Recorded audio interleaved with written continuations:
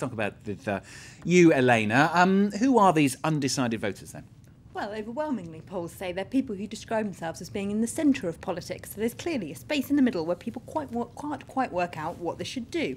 Now, back in 2007, of course, a startling 18% of voters went for this man, centrist candidate François Bayrou. He's not doing particularly well this time round, though, with polls showing him at less than 10% in some surveys. So if there is a space in the centre, as some polls show, he's not really cleaning it up. Does that mean he's becoming increasingly irrelevant, though? Well, Le Figaro argues in its editorial that he remains as relevant as ever, and Sarkozy and Hollande's campaign teams know that he is, because they're both bombarding him with phone calls to try and get his endorsement between the two rounds.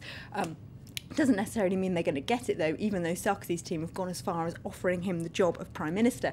Le Canard Enchaîné, the satirical newspaper, has a look at what they think, at least, his strategy for between the two rounds is. Now, they think that he's actually betting on Sarkozy losing badly, and then the UMP, which his party, Sarkozy's, of course, which started life as a kind of diverse coalition of right-wing groups, would then implode, and Bayrou could create his own much bigger centrist party from those elements of the Sarkozy's party that are more moderate. As you said, though, it is looking increasingly likely he is going to come in third. It's far-left candidate Jean-Luc Mélenchon and Marine Le Pen, who we just saw. They're fighting that out, aren't they? Yes, on the front page of communist paper L'Humanité today, which absolutely backs Mélenchon all of the way. They've got the headline, "Let's kick Marine Le Pen out of the game." Of course, Mélenchon and Marine Le Pen fighting hand-to-hand combat now over a particular group of voters, mostly the younger, the more working class, the people who otherwise wouldn't come out to vote at all or might be tempted towards, as I said, Marine Le Pen's voters.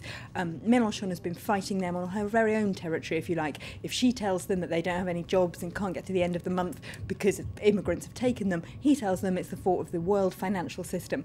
And both of them are doing quite well among those voters. Mélenchon supposedly better, if you believe recent polls. He's also, L'Humanité says, fulfilling an important role that the socialists have avoided, which is defending ethnic minorities in France against the attacks they've had, both from people within Sarkozy's UMP and from Marine Le Pen. The socialists haven't really come out and said, you know, the variety of nationalities in France is a good thing. Mélenchon is doing that, which is why he's also motivating ethnic minority voters who might otherwise not bother coming out to vote.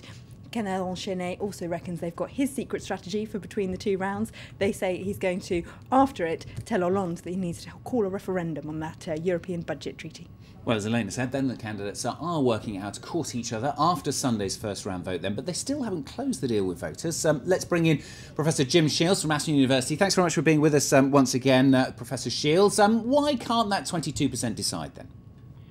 Well, I think there is a wider picture than the 22%.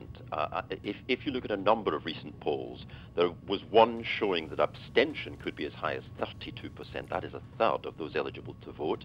Then there is the quarter of the electorate that haven't yet made up their minds. And another poll showed that in the last 6 months, 1 in every 2 voters has changed their mind about who they might support in the first round. So I think all of these polls together suggest a very high degree of volatility in the electorate. And they also hang a big warning sign over other results that they predict, since these will be subject to last-minute vote switching or even abstaining by those undecided voters. Whose fault's this then? I mean, the campaign's been called shrill, it's been called shallow, it's been said it's lacking substance. It's their own fault, isn't it? Well, that could be argued. You could also say that it's part of the wider context of voting nowadays. I mean, this is a pattern that started to develop in the 1980s and continued in the 1990s. The mobility of the electorate, the volatility, the porousness of borders between some candidates. I think it also shows the decline of traditional partisan attachments and an increasing approach to voting as a form of consumerism with much less brand loyalty than before. But if voting is consumerism, there's a lot of polls or surveys saying that voters aren't very happy with the menu. It's the topics that the candidates are choosing to talk about that aren't inspiring them. That's right, that's right. The polls do show a disjuncture between what the candidates want to talk about and what is of most concern to the electorate, or at least parts of the electorate. If you look at those who've not made up their minds about voting, they tend to be young voters. They tend to be working class voters. They tend to be not particularly well educated or interested in politics, and they particularly do not feel that this campaign has connected with them. Do you think then that big numbers will stay away from polls come voting day on Sunday?